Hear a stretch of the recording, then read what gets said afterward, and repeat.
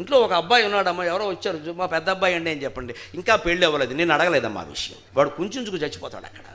ఇంకా పెళ్ళి అవ్వలేదని ఎందుకు చెబుతున్నావు అక్కడ? నీకు పెళ్ళి కాకపోతే మ్యాట్రిమోనీలో పెట్టుకో, సంతలో కూర్చో, ఏదో ఒకటి చేసుకో.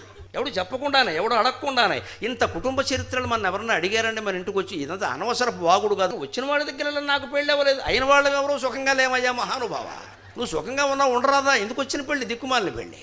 చేసుకున్నవాడు ఎవడు సుఖంగా లేడే. ఆడది సుఖంగా లేదు, మగాడు సుఖం. నీకెందుకు పెళ్ళి కాలేదు అంటే అంత అదృష్టవంతుడు ఇంకోడు లేడు. కానంతవరకే మగాడు సుఖంగా ఉంటాడు, ఆడదైనా సుఖంగా ఉంటాడు. ఎవడు కూడా వాడు చూసుకుంటారు. ఎందుకు వచ్చింది ఇది? చేసుకుని కొట్టుకు చావడం రోజున ఇక్కడ. పెళ్ళి అయిన తర్వాత ఊరుకుంటాడా? 2 ఏళ్ళు అయిన తర్వాత ఏమిటో కడుపునో కాయగా ఎలా చింతకాయలు కాసే కోసుకో, మళ్ళీ ఇదో గొడవ. ఆ కొడుకు కాస్త పెరిగాడు అంటే మా వాడికి ర్యాంక్ రావట్లా, చచ్చిపోతాడు ఇక్కడ. వీడు పుట్టకుండా ఉంటే ర్యాంక్ లేదు కదా. ఈ కోరికలకు అంతు లేదండి. ఈ మొత్తం చర్యలు మానేసి, ఈ ఆలోచనలు మానేసి, ఈ మాటలు మానేసి అవన్నీ భగవన్మయం చేయగలిగినాడే మనం శాంతంగా ఉండగలుగుతాం.